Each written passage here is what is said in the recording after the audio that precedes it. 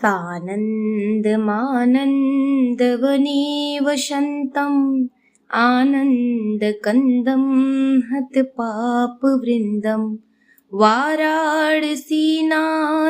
नाथनाथं श्रीविश्वनाथं शरणं प्रपद्ये श्रीकाशीनाथं शरणं प्रपद्ये।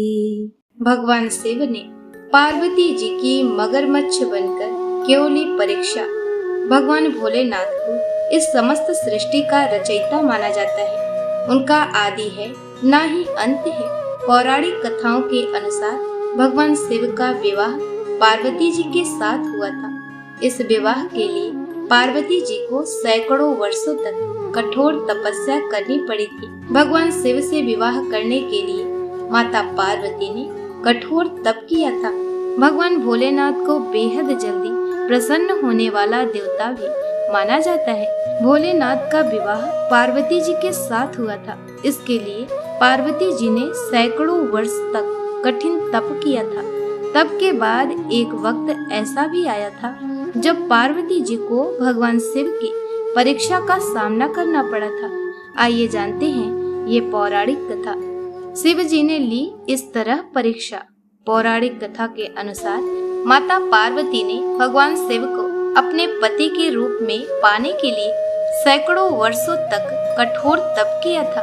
उनकी तपस्या को देखकर देवताओं ने शिव जी से देवी पार्वती की मनोकामना पूरी करने की प्रार्थना की थी। इसके बाद भोलेनाथ ने सप्तर्षियों को पार्वती जी की परीक्षा लेने के लिए भेजा।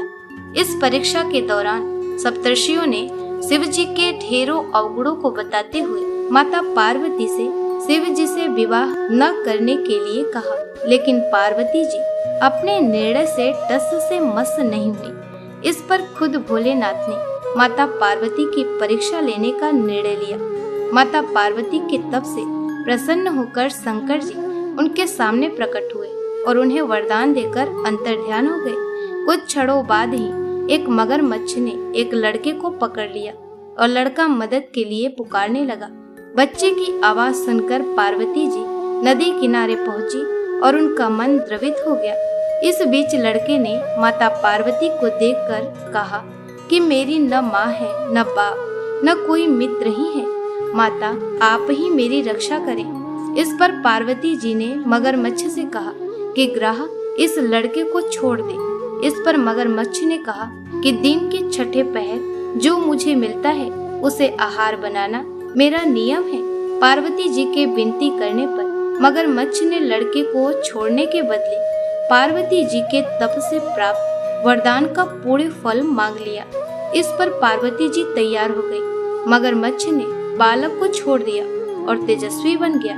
अपने तप का फल दान करने के बाद पार्वती जी ने बालक को बचा लिया और एक बार फिर भोलेनाथ को प्रसन्न करने के लिए तप करने बैठ गई। इस पर भोलेनाथ दोबारा प्रकट हुए और पूछा कि तुम अब क्यों तप कर रही हो? मैंने तुम्हें पहले ही मन मांगा दान दे दिया है। इस पर पार्वती जी ने अपने तप का फल दान करने की बात कही। इस पर शिव जी प्रसन्न होकर बोले, मगरमच्छ और लड़के दोनों के स्वरूप में मैं ही था। मैं तुम्हारी परीक्षा ले रहा था कि तुम्हारा चित्र प्राणी मात्र में अपने सुख दुख का अनुभव करता है या नहीं। तुम्हारी परीक्षा लेने के लिए ही मैंने ये लीला रचाई थी। अनेकों रूप में दिखने वाला मैं ही एक सत्य हूँ।